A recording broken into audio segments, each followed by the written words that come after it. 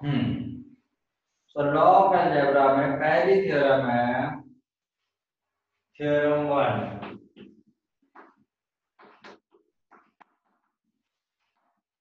Idempotent law.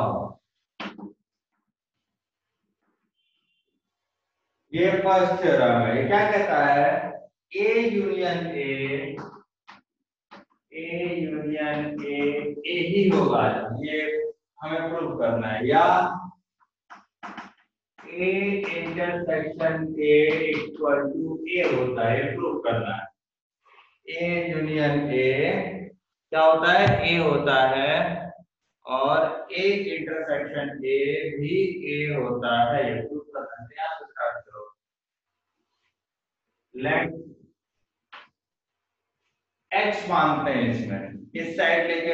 अगर आपको दिखाना है कि A union A equal to A है, इसका मतलब क्या है?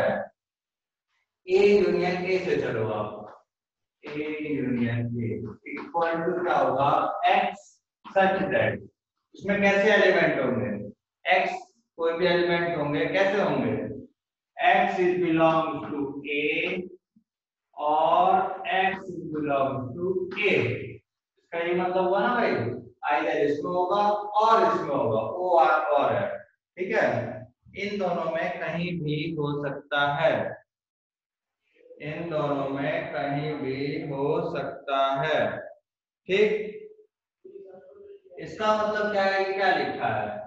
which implies x such that x belongs to a। ये तो ये लिखा है। इसका मतलब क्या हो गया? ये पूरा पूरा सेट ए ही हो गया। ये पूरा पूरा सेट ये ए ही हो गया। x such that x belongs to A. ठीक है, दूसरा प्रूफ करते हैं। ये पहला प्रूफ हो गया। दूसरा, let A intersection A intersection A. तो इस पर भी यही करेंगे। इसके वर्ड्स का जरा ध्यान रखेंगे आप। x such that x belongs to A and, यहाँ ये इंटरसेक्शन वाला किसका सिंबल होता है? एंड के लिए, एंड। दूसरा क्या है? And x belongs to A। ठीक है, x belongs to A and x belongs to A। इसका मतलब क्या हो गया? x such that x belongs to A। ये दो बार लिखा है, तो आपने क्या किया? और जब ये लिख दिया गया तो इसका मतलब क्या है? इसका मतलब क्या है? ये पूरा पूरा सेट ए हो गया। ये पूरा पूरा सेट ए इटसेल्फ। ठीक है, तो ये थ्योरम प्रूफ हो गई। अब अगला लेते हैं identity law, theorem number 2।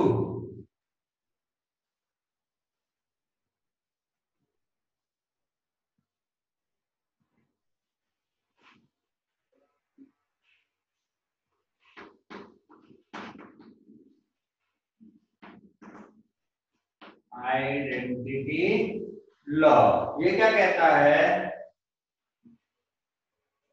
A union five equal to A होगा, पहला law.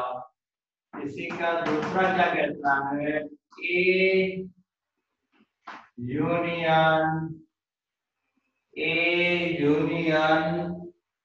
Sorry A intersection, union हो गया, ए इंटरसेक्शन यूनिवर्सल सेट। ये क्या है? यूनिवर्सल सेट है, इक्वल टू ए होगा। ठीक है, A union five equal to A. दूसरा क्या कहता है? A intersection universal set equal to ए। ये क्या होगा? Identity law. इसको प्रूव करना है। पहला, let A union five equal to x such that. क्या होगा? एक्स सच दैट, ये क्या होगा? एक्स बिलोंग टू ए और एक्स बिलोंग टू फाइव। तो एक्स बिलोंग टू फाइव का कोई सेंस ही नहीं है।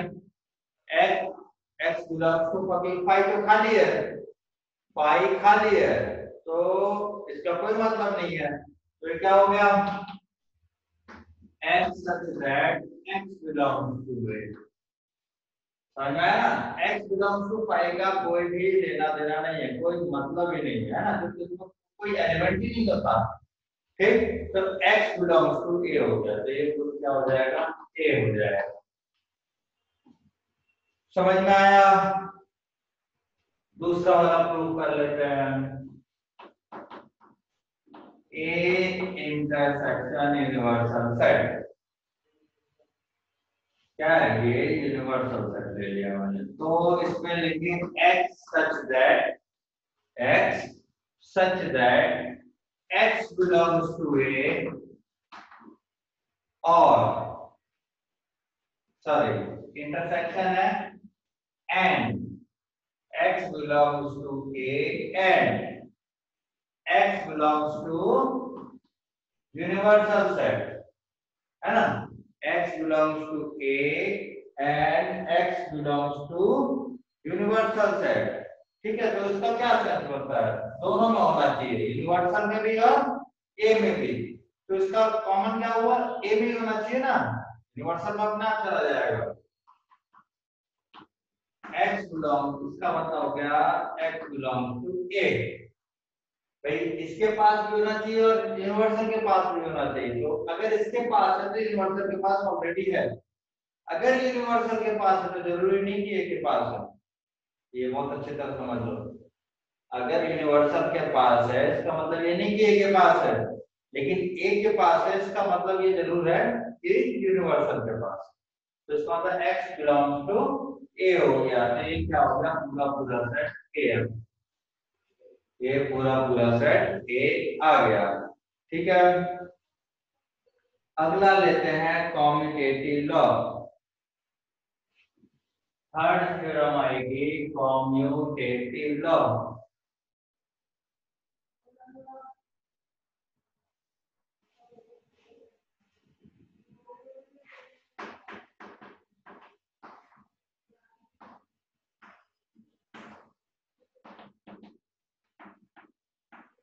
ये क्या कहता है, इसी का पहला part, A union B is same as B union A।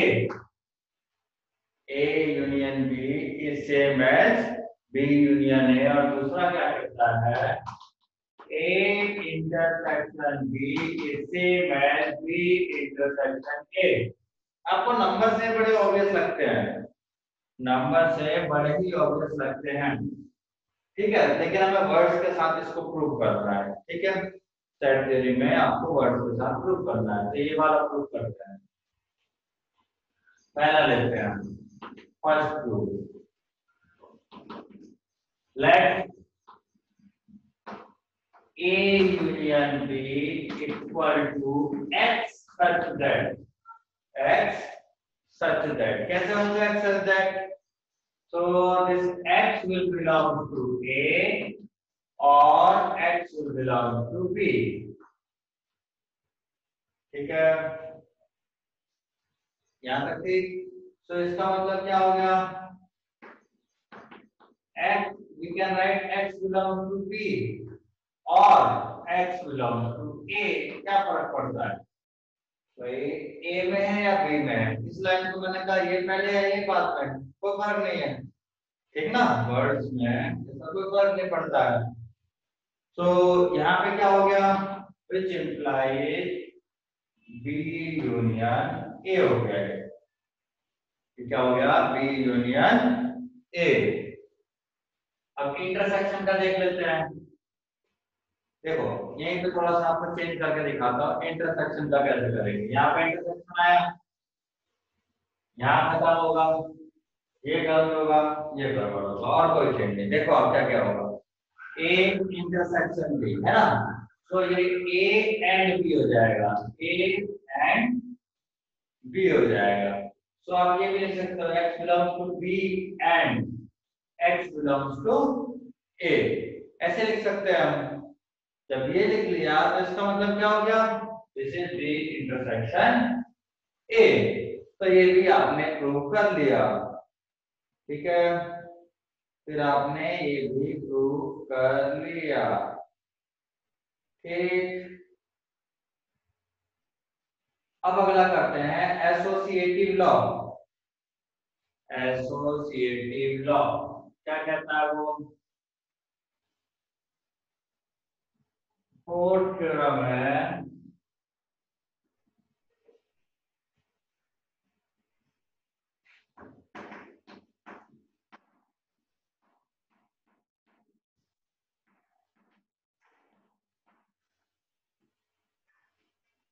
ठीक है ना। ये क्या होता है, इसके दो है, A union B union C is equal to A union B union C। एक ही है, ठीक है। देख रहे हो आप, क्या ब्रैकेट चेंज हुआ है, इसमें क्या हुआ है, A और B का यूनियन पहले किया गया, उसके बाद इसका C के साथ यूनियन किया गया। इसमें क्या हो रहा है, बी और सी का यूनियन पहले किया गया, फिर ए के साथ किया गया, दोनों इक्वल है। और इसी का दूसरा क्या है, A intersection B intersection C is the same as A intersection B intersection C. ठीक है, तो इसमें क्या है कि ए और बी का पहला इंटरसेक्शन किया गया है, मतलब क्या किया है, बी और सी का, और फिर उसमें इधर ए का किया गया, इधर सी का, दोनों सेम आ रहे हैं।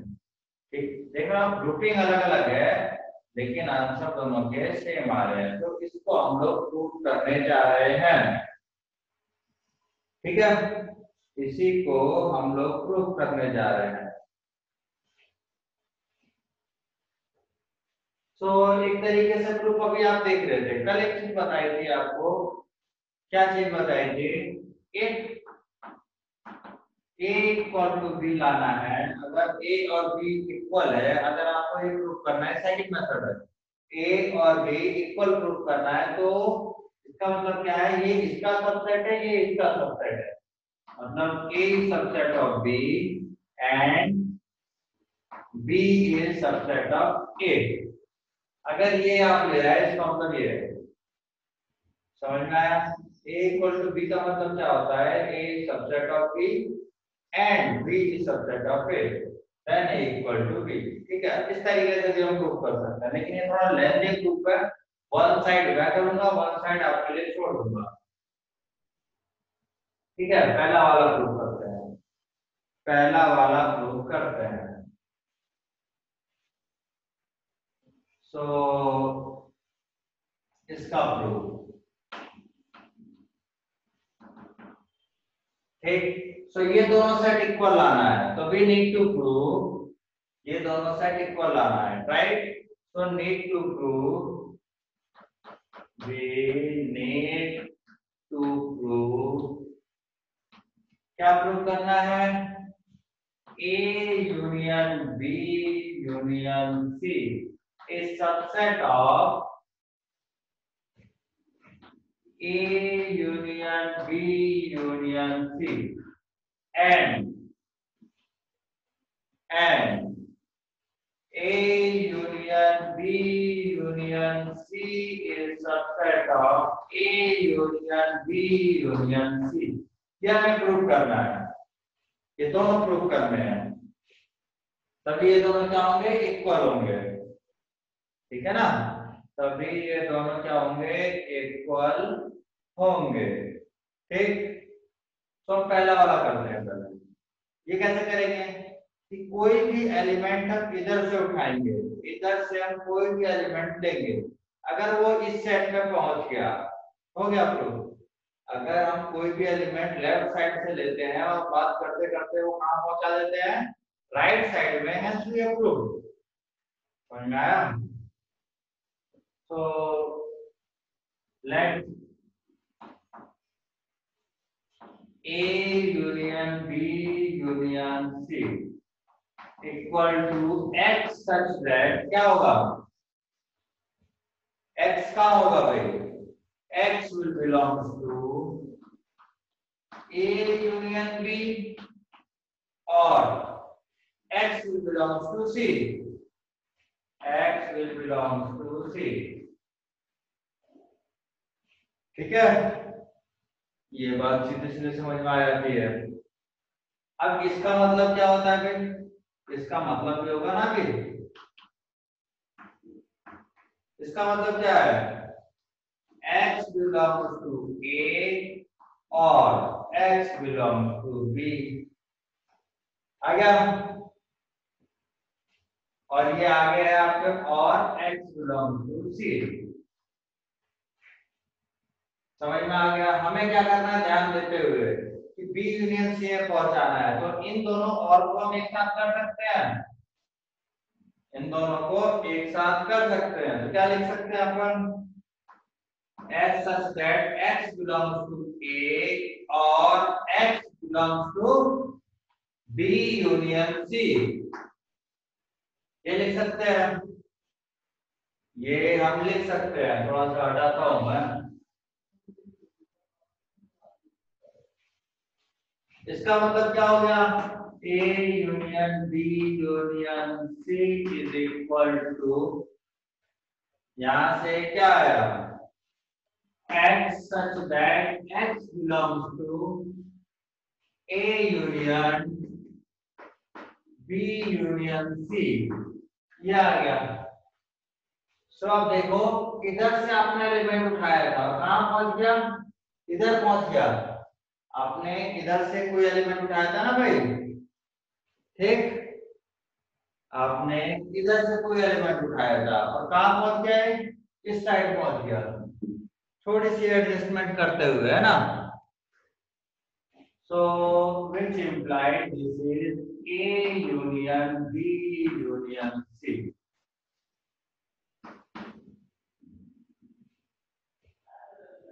समझ में आया। सिमिलरली क्या होगा, दूसरी साइड से भी प्रूव कर सकते हैं।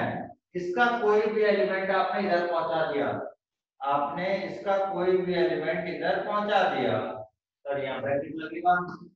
Similarly we can prove for other side also, right, ठीक है ना। इंटरसेक्शन वाले की बात कर लेते हैं, दूसरा क्या था, इंटरसेक्शन का।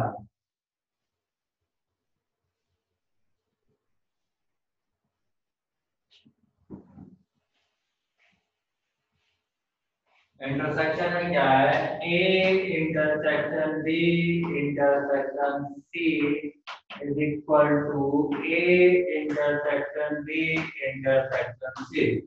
ये आपको प्रूव करना है, ठीक है, प्रूव। आपको सही मेथड बता रहा हूं, सेट्स में प्रूव कैसे करते हैं। तो हमें क्या प्रूव करना है, A intersection B intersection C is subset of A intersection B intersection C, and A intersection B intersection C is subset of A intersection B intersection C। ठीक है, ये दोनों आपको प्रूव करने हैं, ठीक। तो देखो, आप यहां से स्टार्ट करता हूं मैं, ये वाला प्रूव करता हूं, ये वाला prove. Let x belongs to A intersection B intersection C। आपने x मान लिया इसमें, इसका मतलब क्या है, इसका मतलब क्या है, x belongs to A intersection B and x belongs to C। इसका मतलब ये हुआ, x belongs to A intersection B and x belongs to C। इसका मतलब क्या हुआ, अब इन दोनों का मतलब फिर से ये definition, x belongs to A and x belongs to B, ठीक, एंड इधर है x belongs to C, ठीक है। अब इन दोनों को एक साथ कर लो, इन दोनों को एक साथ कर लो, ठीक। जैसे ही आप इन दोनों को एक साथ करते हैं तो क्या हो गया, x belongs to A and x belongs to B intersection C। ठीक, इसका मतलब क्या हो गया, x belongs to A intersection B intersection C। देखो आप कहां से चले थे, इधर से चले थे, x कहां दिया था आपने, A intersection B intersection C पे दिया था, और कहां पहुंचा दिया आपने x को, आपने x को कहां पहुंचा दिया, A intersection B intersection C में। तो इधर से कोई लेफ्ट साइड से आपने एलिमेंट उठाया, उसको बात करते करते आपने कहां पहुंचा दिया, राइट साइड में। Hence proof, hence hence क्या कहेंगे, ये वाला चीज प्रूफ हो गया, इधर लिख देता हूं मैं, hence we can say A intersection B intersection C। देखो आप इधर से लिए थे और इधर पहुंच गए, इस सबसेट ऑफ, और it is true for any x, it is true for any x, this x can be anything, so it is true for any x। so is subset intersection C is subset of क्या आएगा, A intersection B intersection C। Similarly you have to prove that A intersection B intersection C is subset of A intersection B intersection C। If you could prove this, so we can say A intersection B का bracket close intersection C is equal to A intersection B intersection C। ठीक है ना, एक side आपको prove करके दे दी दोनों की। आगे लेते हैं डिस्ट्रीब्यूटिव लॉ, आगे लेते हैं डिस्ट्रीब्यूटिव लॉ क्या होता है उसके बारे में डिस्कस कर लेते हैं।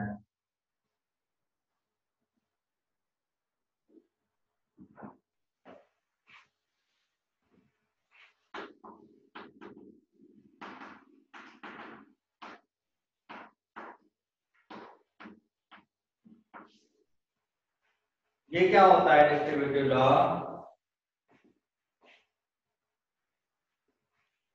A union B intersection C is equal to A union B intersection A union C, पहला,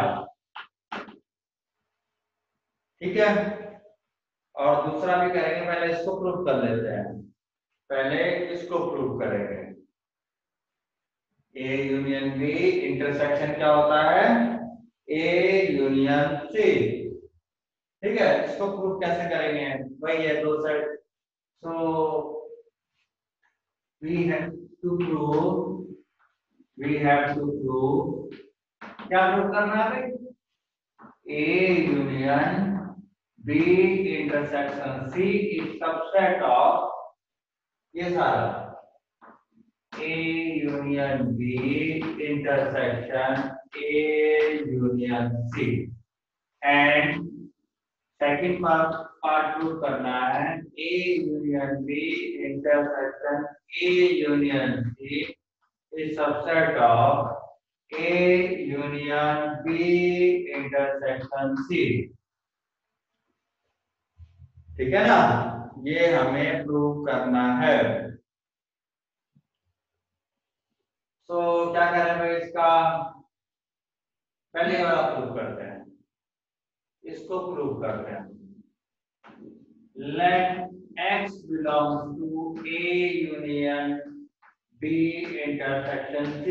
हमने क्या किया है, इधर से कोई एलिमेंट उठाया और इधर पहुंचाने वाले हैं, ठीक।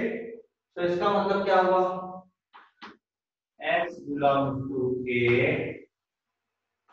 और x बिलोंग्स टू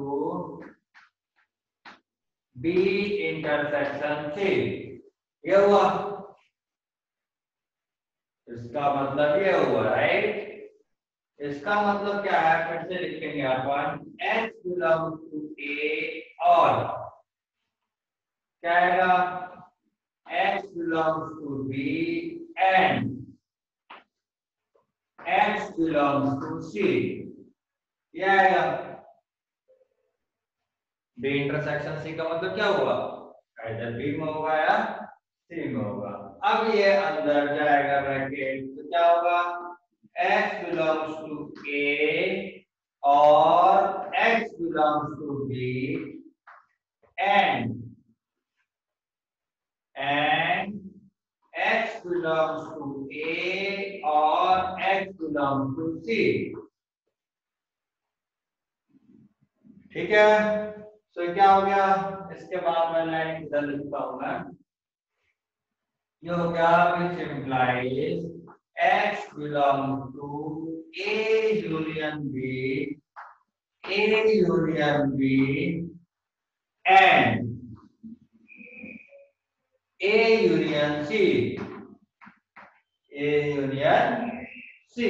ठीक है, तो ये अब इंटरसेक्शन आ जाएगा, ये शायद हो गया x belongs to A union B intersection A union C। ठीक है, देखो आप x कहां से लिया था आपने, इधर से, कहां पहुंच गए, इधर, इधर से उठाया था आपने, x कहां आ गया आपका, राइट साइड में आ गया, तो इसका मतलब क्या हो गया, A union B intersection C is subset of A union B intersection A union C। हो गया, ठीक है, एक साइड हमने प्रूव कर दी, दूसरी साइड आपका काम है। ठीक है, दूसरी साइड आप इधर से x लेके चलोगे और इधर तक पहुंचा दोगे।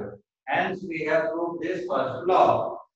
Hence we have proved this first law। अब सेकंड लॉ इसी में इंटरसेक्शन यूनियन का, इसी में दूसरा लॉ क्या कहता है, आपको प्रूव करने के तरीके बता दिए। दूसरा क्या है, A intersection B union C is equal to A intersection B union A intersection C। ठीक है, यहां तक समझ में आ गया, A इंटरसेक्शन B इंटरसेक्शन कुछ, हाँ, A intersection B union C, A intersection B union A intersection C, ये आपको खुद ही प्रूव करना है, इसको मैं नहीं कर रहा। अब बताता हूं टू प्रूव, आपको क्या प्रूव करना है, A intersection B union C is subset of A intersection B union A intersection C and क्या प्रूव करना है, A intersection B union A intersection C is subset of A intersection B union C। ये दोनों side आपको prove करना है, इधर से कोई x लेके चलना, इधर तक पहुंचा देना, फिर इधर से कोई x लेके चलना, इधर तक पहुंचा देना। Hence we have prove. ठीक है, इसका प्रूफ आप लोग खुद ही करेंगे। ठीक, डिस्ट्रीब्यूटिव लॉ का ये सेकंड है, पहला वाला करा दिया, दूसरा ये कर रहे हैं। अब आता है डी मॉर्गन लॉ। अब हम लोग डिस्कस करेंगे डी मॉर्गन लॉ। क्या है, सबसे ज्यादा यूज होता है डी मॉर्गन लॉ। ठीक है, तो उसके बारे में हम लोग डिस्कस करेंगे। डी मॉर्गन लॉ क्या कहता है, लिख लेते हैं, डी मॉर्गन लॉ। ठीक है, डी मॉर्गन लॉ क्या कहता है कि अगर आपने ए यूनियन बी का कॉम्प्लीमेंट लिया तो वो क्या हो जाएगा, ए इंटरसेक्शन बी का, ऐसे A complement intersection B complement हो जाएगा। समझ में आया, एक ये हुआ, और दूसरा क्या कहता है, ए इंटरसेक्शन बी का complement equal to A complement union B complement. ठीक है, ये दोनों क्या है, डी मॉर्गन लॉ है। देखो आप, यूनियन का इंटरसेक्शन में कन्वर्ट हो गया, ये यूनियन था और पूरे पे कॉम्प्लीमेंट था, राइट। तो यहाँ देखो आप, इंटरसेक्शन में हो गया, कॉम्प्लीमेंट अलग अलग, यहाँ पे इंटरसेक्शन था तो यूनियन में हो गया, और कॉम्प्लीमेंट अलग अलग हो गए। ठीक है, इसको हम लोग थोड़ा सा प्रूव कर लेते हैं। ठीक, चलो इधर से चलता हूं मैं, इसकी एक साइड प्रूव करूंगा। पहले ये वाला प्रूव करेंगे, उसको बाद में। So prove A union B का जो कॉम्प्लीमेंट है subset of A complement intersection B complement, ये प्रूव करेंगे। फिर दूसरे वाले साइड से करेंगे। ठीक, तो हम क्या करते हैं, let x belongs to A union B का कॉम्प्लीमेंट, है ना। x A यूनियन B के कॉम्प्लीमेंट में आ गया। इसका मतलब क्या है, x does not belongs to A union B, x does not belongs to A union B complement में आया, तो उसमें क्या है, उस सेट में नहीं है ना, उसके कॉम्प्लीमेंट में है। तो A यूनियन B में नहीं है, A यूनियन B के कॉम्प्लीमेंट में है। यहां तक समझ में आया। इसका मतलब क्या हुआ, जब A यूनियन B में नहीं है, मतलब A में भी नहीं है और B में भी नहीं है, X does not belong to A union B। इसका मतलब क्या है, X does not belong to A and X does not belong to B। ठीक है ना, और नहीं and, ये दोनों में किसी के पास नहीं है। अगर एक के भी पास होता ना तो ये यूनियन में आ जाता। तो X does not belong to A and does not belong to B। इसका मतलब क्या है, X belongs to A complement, A में नहीं है तो A complement में होगा, and X belongs to B complement। तो इसका मतलब क्या हो गया, X belongs to A complement intersection B complement, इसमें हो गया X belongs to A complement intersection B complement। देखो आपने कहां से चल रहे थे, आप A यूनियन B कॉम्प्लीमेंट से चले थे और आपका X कहां आ गया, A complement intersection B complement, which implies A union B का जो कॉम्प्लीमेंट है subset of A complement intersection B complement होता है।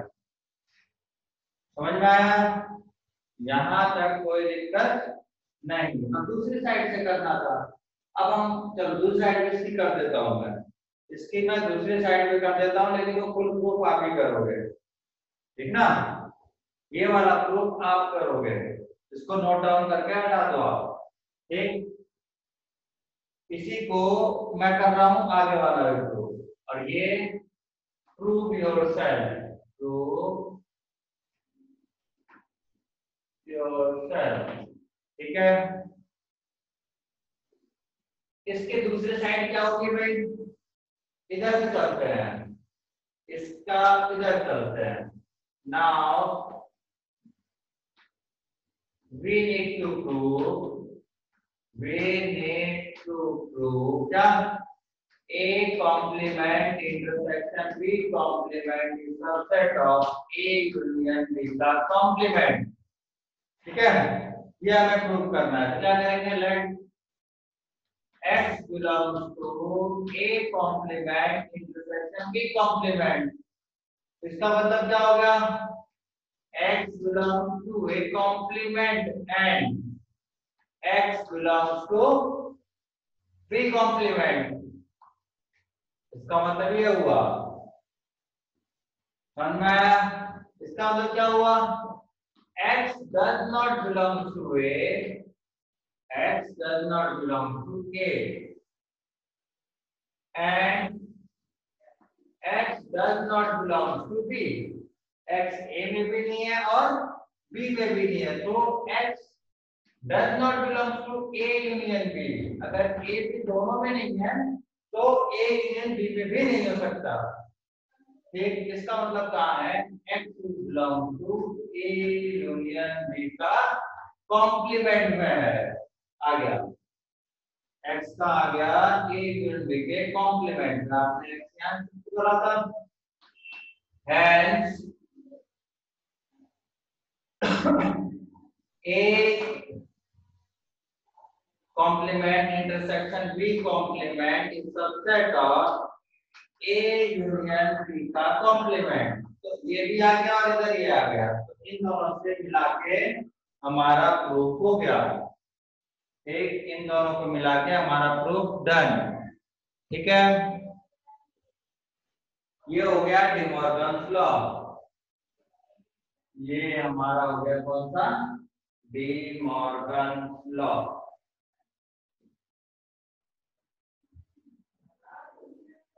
और डिस्कस कर लेते हैं थोड़े।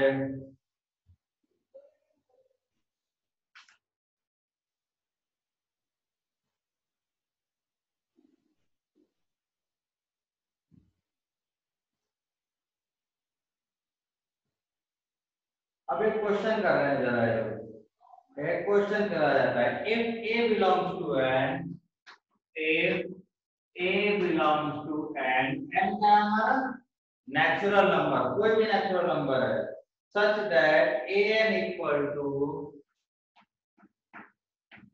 such that a n equal to a x, x belongs to n, ऐसा है, a n will equal to a x, x belongs to n। describe the set, तो हमें डिस्क्राइब करना है, describe the set 3n intersection 7n, 3n intersection 7n हमें describe करना है। तो ये क्या होगा, इसके बारे में आपको बताना है।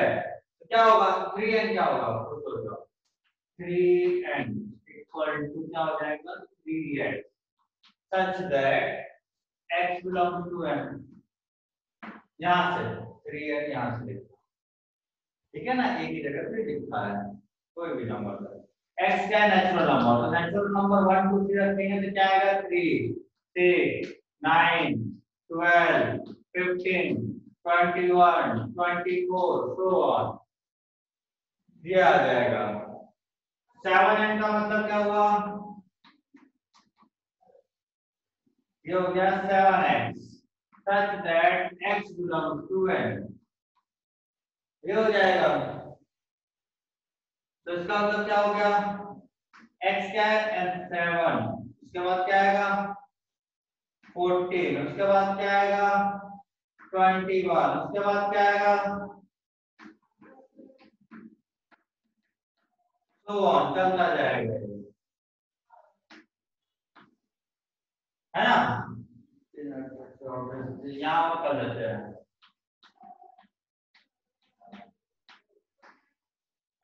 ये चल रहा है,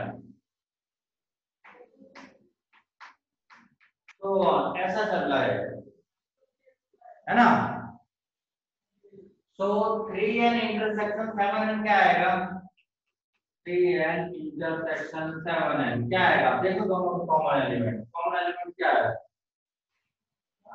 21 42, और कुछ नहीं आ रहा है ना, क्या आ रहा है 21 42 फिर 63 तो ऑन, ये एंड, ठीक है। तो ये क्या है, 21 का टेबल आ गया, ये क्या आ गया, ये आ जाएगा आपका 21x, such that x belongs to n, x belongs to n, ठीक है ना। सो n जब चेंज होगा तो ये आता जाएगा, n इक्वल टू 1 पहला आ जाएगा, n इक्वल टू 2 दूसरा आ जाएगा, n इक्वल टू 3 तीसरा आ जाएगा, और ये चलता रहेगा, ठीक। आज के लिए हम इतना ही पढ़ने वाले हैं।